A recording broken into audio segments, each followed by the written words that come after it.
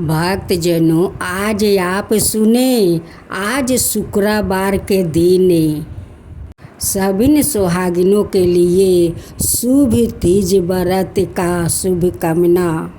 तीज व्रत एक ऐसा व्रत है कि सभी सुहागिनों के लिए शुभ होता है। सुहागिनों अपना पति के लंबी उम्र के लिए ये व्रत को रखती है और श्रद्धा पूर्वक व्रत को करती भी है। आज मैं सभी सुहागिनों को शुभकामना करती हूँ कि सभी सुहागिनों अपना पति के साथ लंबे समय तक व्यतीत करें। तीज व्रत की जय, माता पार्वती की जय, भोलेनाथ की जय। आज आप सुने हरतालिका तीज व्रत कथा। हरतालिका तीज हर साल भाद्रपद माह में शुक्ल पक्ष की तृतीया तिथि को यह पर्व मनाया जाता है। इस त्योहार में माँ पार्वती और भगवान शिव की विधि विधान से पूजा की जाती है। हरतालिका तीज व्रत में सुहागिन महिलाएं अपने पति की लंबी आयु और सुख सौभाग्य की कामना के लिए व्रत रखती है। वही कुछ जगहों पर कुंवारी लड़कियां भी अच्छे वर के लिए यह व्रत रखती है। इस व्रत को बेहद ही कठिन माना जाता है क्योंकि यह निर्जला व्रत होता है। इस दिन महिलाएं बिना अन्न जल ग्रहण किए पूरे दिन निर्जला व्रत रखती है।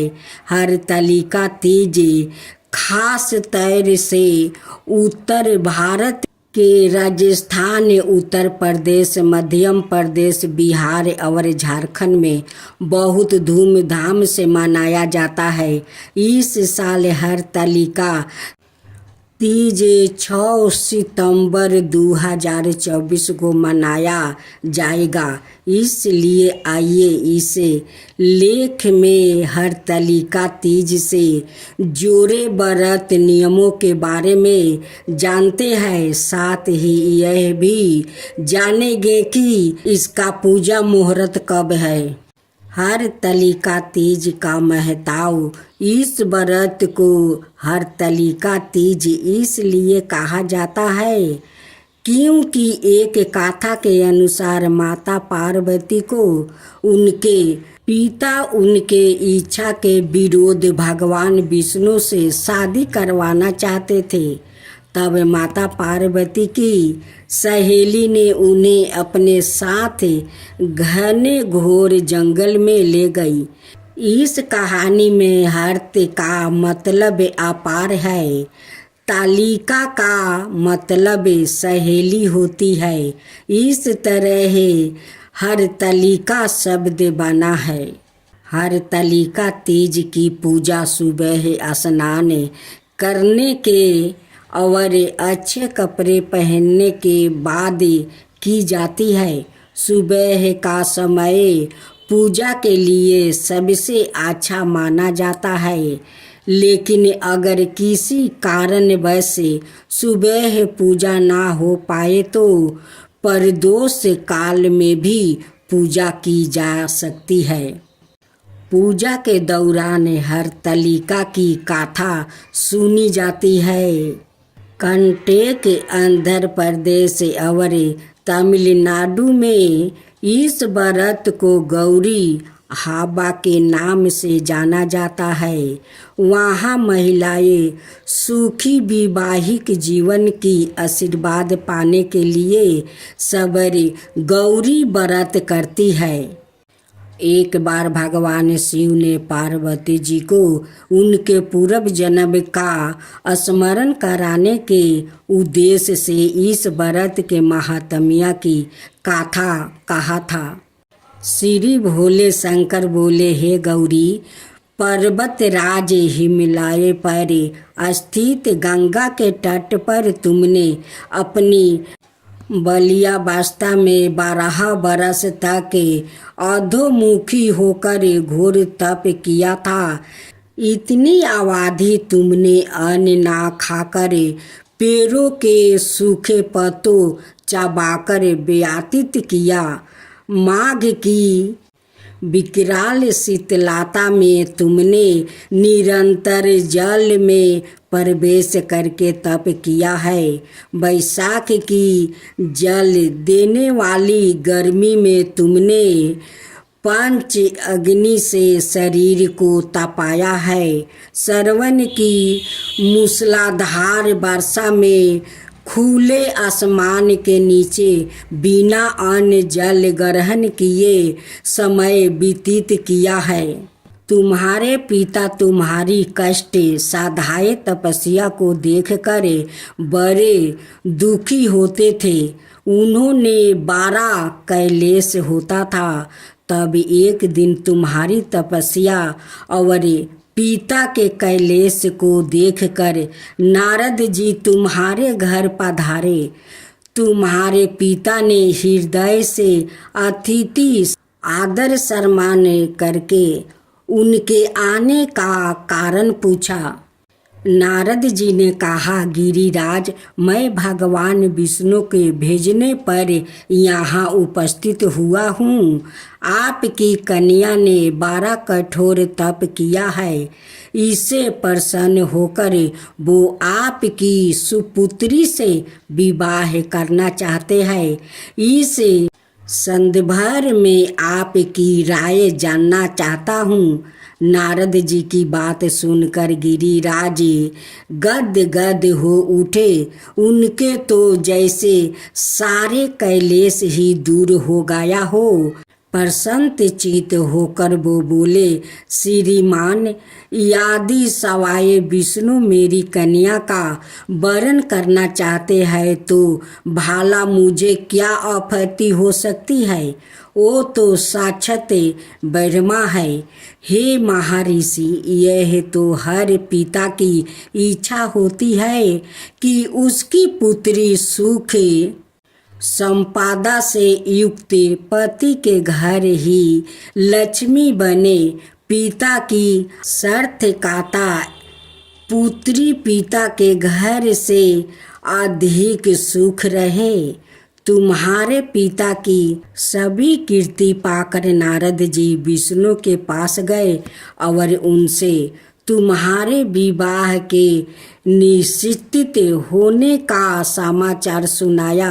मगर इस विवाह संबंध की बात जब तुम्हारे कान में पड़ी तो तुम्हारे दुख का ठिकाना ना रहा। तुम्हारी एक सखी ने तुम्हारी इस मानसिक दशा को समझ लिया और उसने तुमसे उस बीची पाता का कारण जानना चाहा। तब तुमने बताया, मैंने सच्चे हृदय से भगवान शिव शंकर का वरण किया है, किंतु मेरे पिता ने मेरा विवाह विष्णु जी से निश्चित कर दिया है। मैं विचित्र धर्म संकट में हूँ, अब क्या करूँ। प्राण छोड़ देने के अतिरिक्त अब कोई भी उपाय शेष नहीं बचा है। तुम्हारी सखी बड़ी ही समझदार और सूझबूझ वाली थी। उसने कहा, सखी, प्राण त्यागने का इसमें कारण क्या है। संकट के मौके पर धैर्य से काम लेना चाहिए। नारी के जीवन की सार्थकता इसी में है कि पति रूप में हृदय से जिसे एक बार स्वीकार कर लिया है, जीवन पर्यत की है, उसी से निभाया करो।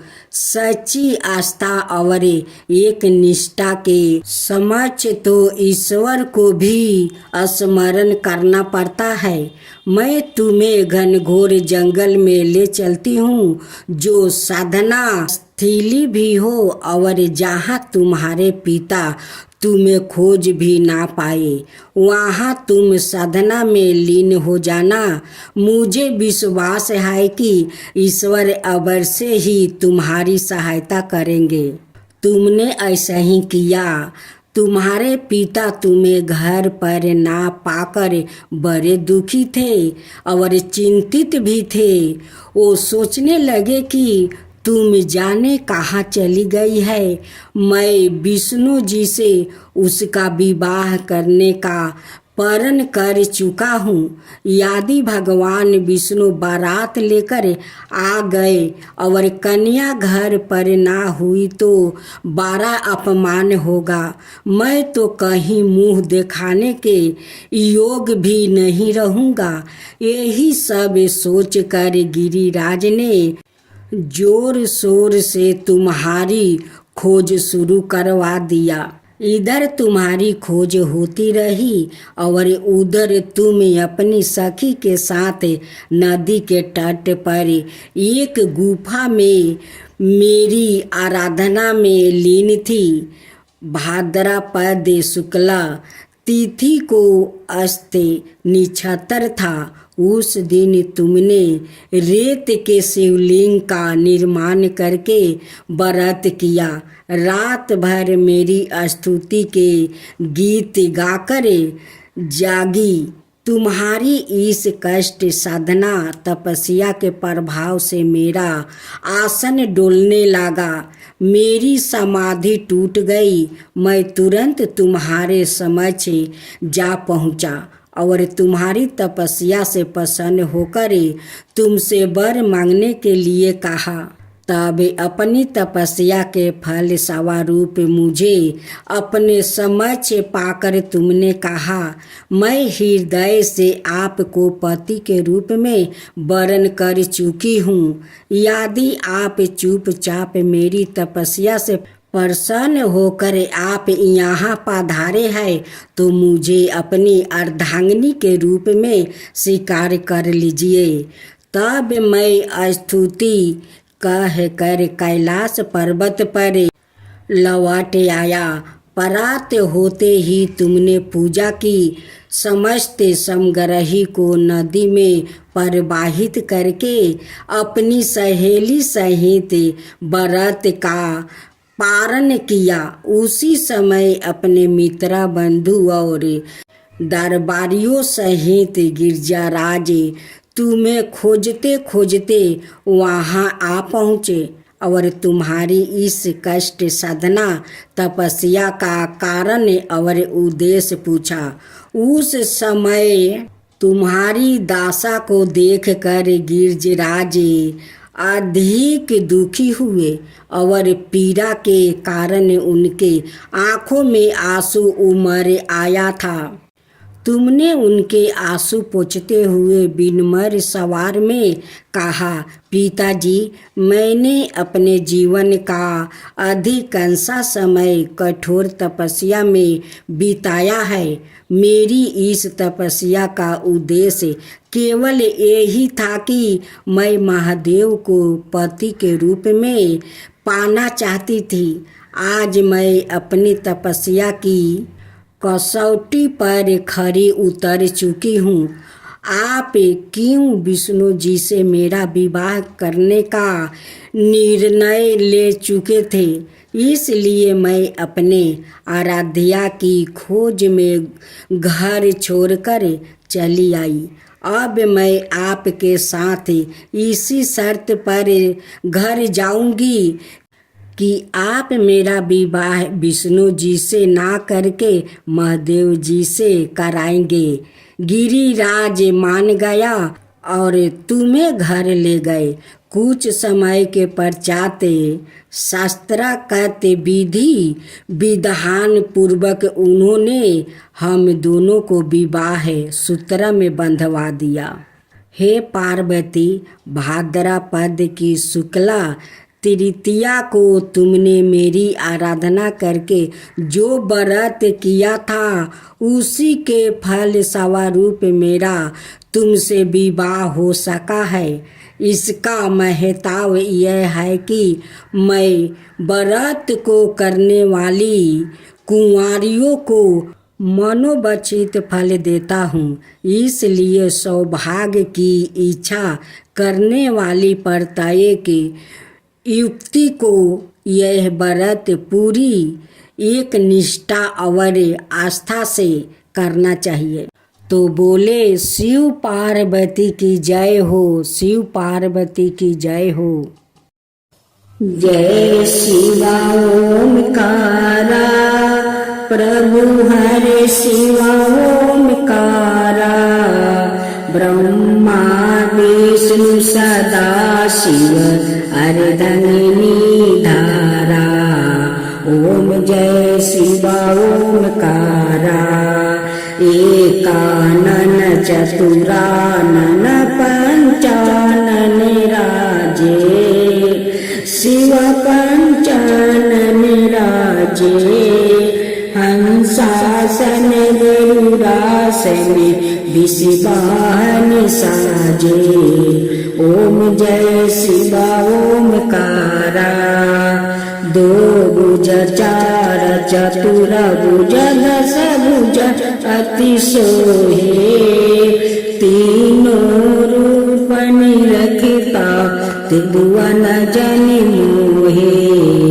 ओम जय शिवा ओमकारा, अक्षर माला बने माला मुंडी माला तारी, चंदन मृग मद सोहे बोले सुभिकारी। ओम जय शिवा ओमकारा, श्वेतांबर पीतांबर गंबर अंगे, सनकादिक बरे मादिकी भूतादिकी संगे। ओम जय शिवा ओमकारा, करके मध्यम कमंडल चक्र त्रिशूल धरता, जग करता जग भरता जग पालन करता।